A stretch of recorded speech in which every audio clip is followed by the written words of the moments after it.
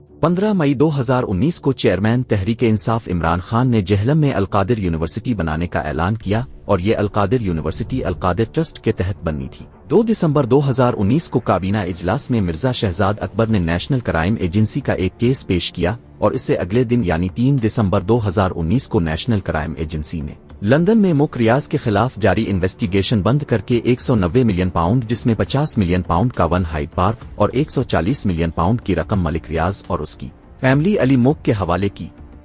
चूंकि ये 190 million pound इस वक्त तक नेशनल क्राइम एजेंसी की कस्टडी में थे क्योंकि इन्वेस्टिगेशन की वजह से अकाउंट फ्रीज थे, लिहाजा सेटलमेंट के बाद नेशनल क्राइम एजेंसी की कस्टडी से वो रकम मलिक रियाज की ईमा पर पाकिस्तान में सुप्रीम कोर्ट के अकाउंट में ट्रांसफर कर दी गई। 2023 में काजी फाइज ईसा ने मलिक रियाज की रिव्यू पिटीशन में जब बुग्ज इमरान में इस केस को टोस्ट देकर उसको इमरान खान के खिलाफ नीचे ट्रायल कोर्ट केस को खराब करने के लिए कुछ इकदाम करने की कोशिश की तो इस वक्त अलमशरिक बैंक दुबई जहां से ये पैसा सुप्रीम कोर्ट के अकाउंट में आया। अलमशरिक बैंक के लीटर में ये मजीद लिखा था कि ये पैसा मलिक रियाज की बहू के कहने पर ट्रांसफर हुआ और एनसीए के साथ इसका कोई ताल्लुक नहीं। यूं अलमुख्तसर किस्सा कुछ यूं बना कि एनसीए ने मुक रियाज के खिलाफ लंदन में इन्वेस्टिगेशन शुरू की। इन्वेस्टिगेशन में कुछ साबित नहीं हुआ और सेटलमेंट के बाद 190 मिलियन पाउंड मलिक रियाज के हवाले कर दिया, लेकिन मलिक रियाज ने कहा वो अपने ये पैसे लंदन में नहीं बल्कि पाकिस्तान में ट्रांसफर करवाना चाहता है।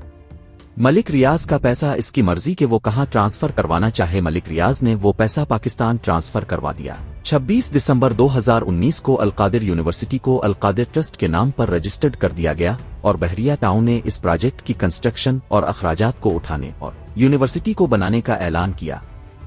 जनवरी 2020 में बहरिया टाउन ने जेहलम में 460 कनाल यानी तकरीबन 9200 मरला जमीन खरीदी और इस जमीन की कीमत जो डेड में लिखी गई यानी जिस पर टैक्स पे किया गया वो 24 करोड़ 30 लाख रुपए थी, यानी तकरीबन 26,500 रुपए फी मरला के हिसाब से जमीन खरीदी और ये जमीन बहरिया टाउन ने जुल्फी बुखारी के नाम ट्रांसफर करवा दी। अप्रैल 2020 तक अलकादिर ट्रस्ट के ट्रस्टी में जुल्फी बुखारी और बाबर अवान भी शामिल थे, लेकिन अप्रैल 2020 में बाबर अवान और जुल्फी बुखारी को अलकादिर ट्रस्ट के ट्रस्टी से हटा दिया गया और उसकी जगह अब बुशरा बीबी और फरागोगी को बना दिया गया। जनवरी 2021 में जुल्फी बुखारी ने बहरिया टाउन की तरफ से ट्रांसफर की गई 460 कनाल की जमीन को अलकादिर ट्रस्ट के नाम पर ट्रांसफर कर दिया और फिर मार्च 2021 में बहरिया टाउन के ऐलान के मुताबिक अलकादिर यूनिवर्सिटी की तामीर के लिए अलकादिर ट्रस्ट की ट्रस्टी बुशरा बीबी के साथ MOU साइन हुआ। नवंबर 2021 में इमरान खान ने अलकादिर यूनिवर्सिटी का इफ्तिताह किया। अलकादिर यूनिवर्सिटी में 500 स्टूडेंट्स की कैपेसिटी थी और यूं यूनिवर्सिटी से टॉट हो गई। अगर ये कोई जुर्म था तो इसमें देखा जाए तो इस जुर्म में ये लोग मुलव्वस थे।